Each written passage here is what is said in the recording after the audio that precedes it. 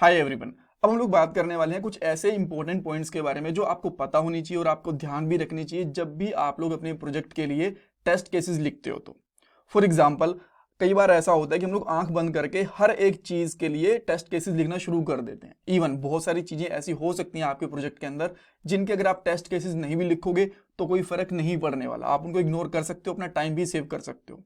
कौन सी चीज़ें ऐसी हो सकती हैं उनके बारे में आपको बताऊंगा। इवन कुछ चीज़ें ऐसी भी हो सकती हैं और जो डिपेंड करती हैं आपके प्रोजेक्ट के टाइप के ऊपर, टाइमिंग के ऊपर, क्लाइंट के ऊपर कि उनके आपको टेस्ट केसेस लिखने चाहिए या नहीं लिखने चाहिए। और डेफिनेटली बहुत सारी चीज़ें ऐसी भी होती हैं जिनके आपको टेस्ट केसेस लिखने ही लिखने चाहिए, उनके बारे में भी बात करने वाले हैं। इसके अलावा कुछ और भी पॉइंट्स डिस्कस करेंगे हम लोग यहाँ पे, बट सबसे पहले बात करते हैं उन पॉइंट्स के बारे में जो आपको डेफिनेटली टेस्ट करने चाहिए। इन चीज़ों की टेस्टिंग आपको हमेशा करनी ही करनी चाहिए। जैसे कि आपको हमेशा चेक करना चाहिए कि आपका जो कंपोनेंट है वो प्रॉपरली रेंडर हो रहा है कि नहीं हो रहा, उसकी रेंडरिंग की टेस्टिंग हमेशा करनी चाहिए। अगर वो टेस्ट केस फेल हो रहा है तो आपको फिक्स करने चाहिए, ये बहुत ही बेसिक चीज़ है। आफ्टर दैट जो आपके यूआई एलिमेंट्स होते हैं उनके लिए आप लोग टेस्ट केसेस लिख सकते हो। फॉर एग्जांपल आपका बटन हो गया, इनपुट बॉक्स हो गए, चेक बॉक्सेस हो गए, H1 टैग हो गया, कोई भी लेबल हो गया, आप इनके टेस्ट केसेस भी लिख सकते हो और चेक कर सकते हो कि ये चीज़ें हमेशा अवेलेबल होनी ही होनी चाहिए। फॉर एग्जांपल एक लॉगिन वाला फॉर्म है तो वहाँ पे एक बटन, दो इनपुट बॉक्स और कुछ लेबल्स डेफिनेटली होने ही होने चाहिए। तो आप इस तरह के टेस्ट केसेस लिख सकते हो। फंक्शंस के टेस्ट केसेस भी लिख सकते हो, बट मोस्टली आपको ऐसे फंक्शंस के टेस्ट केसेस डेफिनेटली लिखने चाहिए जो आपने खुद से बनाए हैं। मान लो आपने वैलिडेशन खुद से करी है तो उसके आपको टेस्ट केसेस आपको लिखने चाहिए। आफ्टर दैट एपीआई की टेस्टिंग भी कर सकते हो। एपीआई की टेस्टिंग के अंदर भी ना बहुत बार क्लाइंट बोलते हैं कि इनकी टेस्टिंग मत करो, बहुत बार बोलते हैं कि कर दो।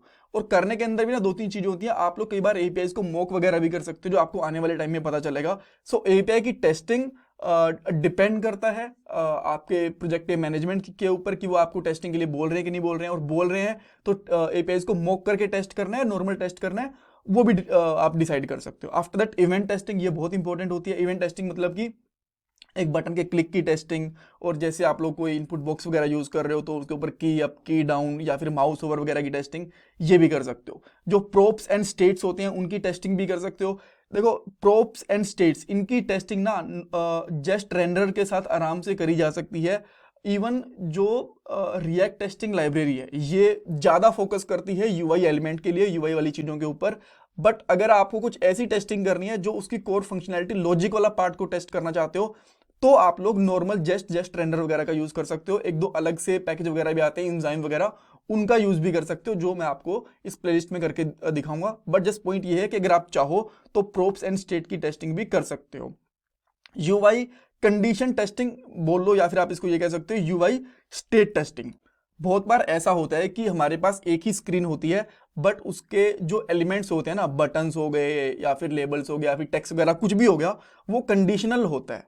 कि मान लो एडमिन के केस में कुछ और दिखेगा और एक नॉर्मल इंप्लॉय के केस में कुछ और दिखेगा। इंप्लॉय अगर लॉग आउट है तो अलग से दिखेगा, लॉग इन है तो अलग से दिखेगा। तो वो कंडीशनल टेस्टिंग भी आपको करनी चाहिए। और इसी को मैं यूआई स्टेट का मतलब ये है कि उसकी डिफरेंट डिफरेंट स्टेट है, आधी दिख रही है, ज़्यादा दिख रही है, कम दिख रही है, उसकी टेस्टिंग मैं बात कर रहा हूँ। ठीक है।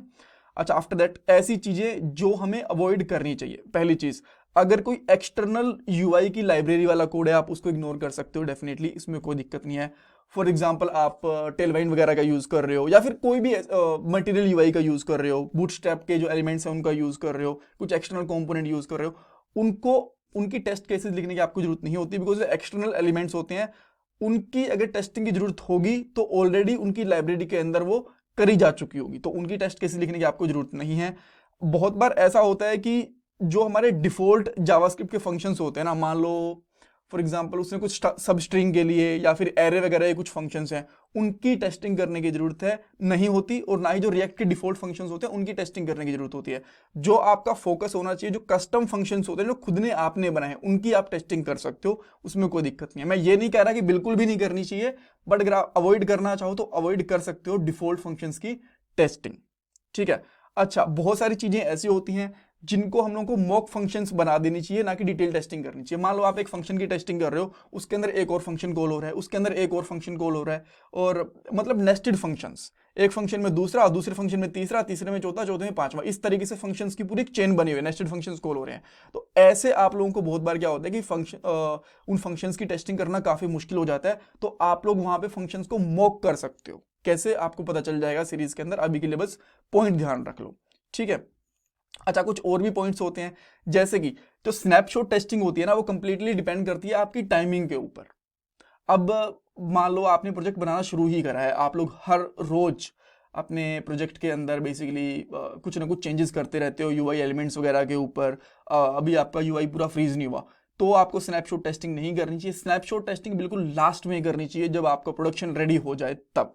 अब ये स्नैपशॉट टेस्टिंग होती क्या है, मैं आपको लास्ट वाले पार्ट के अंदर बता चुका हूँ, आप देख सकते हो, ठीक है। सेकंड चीज आपको ये ध्यान रखना चाहिए, जब भी आप कोई काम करते हो, आपने कोई फंक्शनैलिटी बना दी, तो टेस्ट केसेस रन करके देखो कि आपने किसी के और का कोड या फिर किसी और की फंक्शनैलिटी तो खराब नहीं कर दी है। टेस्ट केसेस रन करोगे, कुछ फेल होगा तो आपको उससे पता चल जाएगा। एक स्टैंडर्ड कोड कवरेज बनानी चाहिए। कोड कवरेज ये बताती है, इवन मैंने इसके ऊपर भी एक अलग से भी एक पार्ट आएगा इसके ऊपर, कि हम लोगों को कितने कोड की टेस्टिंग करनी है।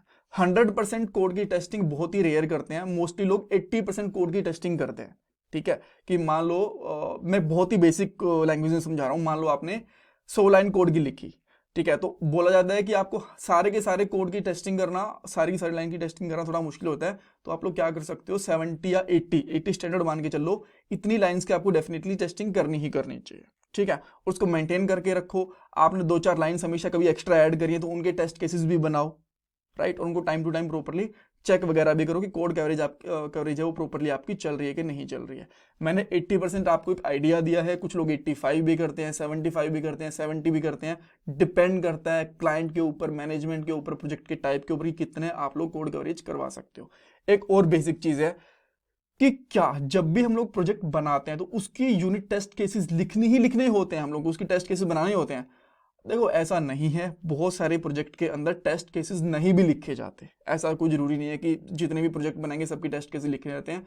कुछ लोगों का इवन ये ओपिनियन भी होता है कि टेस्ट केसेस लिखना एक वेस्ट ऑफ टाइम होता है, ठीक है। उनका अपना ओपिनियन होता है, मैं कुछ ये नहीं कह रहा कि वो गलत है कि ठीक है, उनका अपना तरीका होता है। बिकॉज वहाँ ऐसे लोग भी मानते हैं जो 30-40 साल से प्रोजेक्ट्स वगैरह बना रहे हैं, उनका मानना भी कई बार ऐसा हो जाता है कि टेस्ट केसेस लिखना वर्थ इट नहीं होता, और कुछ लोगों का मानना होता है कि वर्थ इट होता है। तो जस्ट एक ये भी पॉइंट है, राइट। सो कई बार प्रोजेक्ट पे, आपके मैनेजमेंट पे, क्लाइंट वगैरह पे भी डिपेंड करते हैं कि आपको यूनिट टेस्ट केसेस करनी है कि नहीं करनी है। That's all for this part. And देखो, अगर आप लोगों ने अभी तक चैनल को सब्सक्राइब नहीं करा तो प्लीज़ कर लो, ये आपके लिए कंप्लीटली फ्री ऑफ कॉस्ट है, कुछ भी आपको इसके लिए पे नहीं करना, बट मुझे थोड़ा सा इससे मोटिवेशन मिल जाएगा। और ये मेरा पेटीएम का डोनेशन नंबर है। Thank you everyone, thank you so much.